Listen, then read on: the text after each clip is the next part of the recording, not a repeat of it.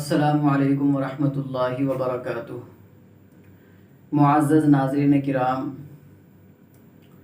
آج کل شادی بیاہ میں بہت زیادہ رسومات اور بہت زیادہ فضول خرچی ہوتی ہے اور لوگ کرتے ہیں اور اس کو فخر بھی سمجھتے ہیں،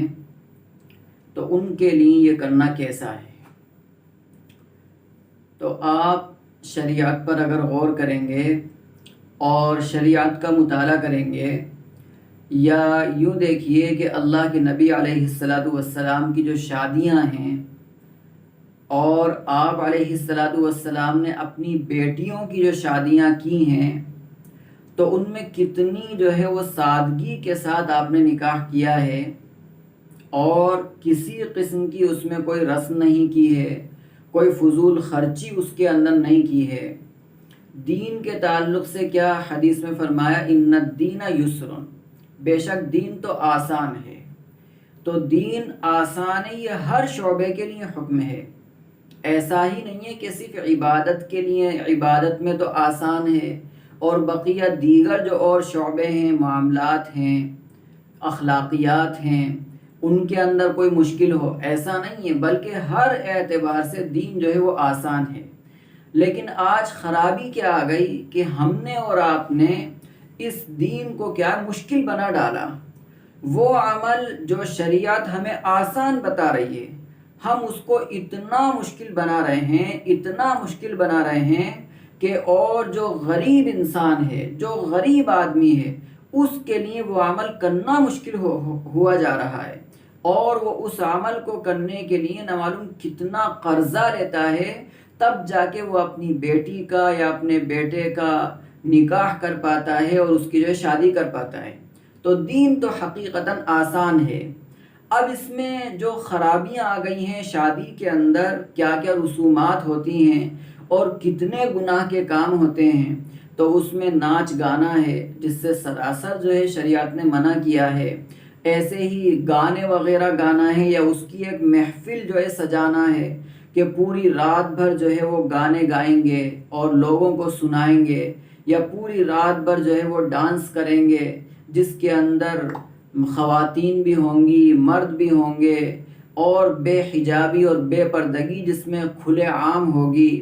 یا ایسے ہی ڈی جے وغیرہ ہے اس کو بجانا ہے، اور پھر اس کی آواز تو اتنی زیادہ سخت اور اتنی زیادہ تیز ہوتی ہے کہ جس سے محلے کے لوگوں کو بھی خوب پریشانی ہوتی ہے اور تکلیف ہوتی ہے کہ ان کو بھی پوری رات نیند نہیں آ پاتی ہے، اور وہ رات جو ہے ان کے لیے مصیبت کا باعث جو ہے بن جاتی ہے۔ تو یہ ڈی جے ہے، یا گانا ہے، ناچنا ہے، ڈانس کرنا ہے، یا ایسے بہت زیادہ جہیز دینا، یہ اپنے اوپر لازم کر لینا، یہ بھی شریعت کے اندر نہیں ہے۔ مختصر جو ضروریات کا سامان ہے، جو ضروریات زندگی ہے، وہ جو ہے دے دیا جائے اپنی بیٹی کو، تو اس میں کوئی مذائقہ نہیں ہے۔ اللہ کے نبی علیہ السلام نے اپنی بیٹی حضرت فاطمہ رضی اللہ عنہا کو بہت مختصر سا جہیز دیا، جس میں تقریباً 6 آئٹم یا 8 آئٹم تھے، صرف وہ دیے ہیں۔ تو شادی بیاہ کے اندر جو رسومات ہیں، ان کو ختم کرنے کی کوشش کرنا چاہیے، اور جو فضول خرچی ہوتی ہے، بے تحاشا پیسہ بہایا جاتا ہے اور پیسہ لٹایا جاتا ہے، کہ اگر جو ہے اس کو نہ لٹایا جائے اور کسی غریب کو دے دیا جائے تو اس غریب کے کام آ جائے، کسی محتاج کو دے دیا جائے اس کے کام آ جائے، کوئی اور ضرورت مند ہو اس کو دے دیا جائے تو اس کے کام آ جائے۔ تو اس لیے شادی بیاہ کے اندر رسومات سے بھی بچنا چاہیے اور فضول خرچی سے بچنا چاہیے۔ قرآن کریم میں اللہ رب العزت نے فرمایا، ان المبذرین کانوا اخوان الشیاطین، کہ فضول خرچی کرنے والے وہ شیاطین کے بھائی ہیں۔ تو ہمیں شیطان کا بھائی نہیں بننا ہے، بلکہ ہمیں تو اللہ رب العزت کی مرضی کو جان کر نبی علیہ السلام کے بتائے ہوئے طریقے کو اپنانا ہے، اس کو اختیار کرنا ہے، اور اس کے مطابق ہمیں جو ہے وہ زندگی گزارنا ہے۔ تو جب ہمارا شادی کا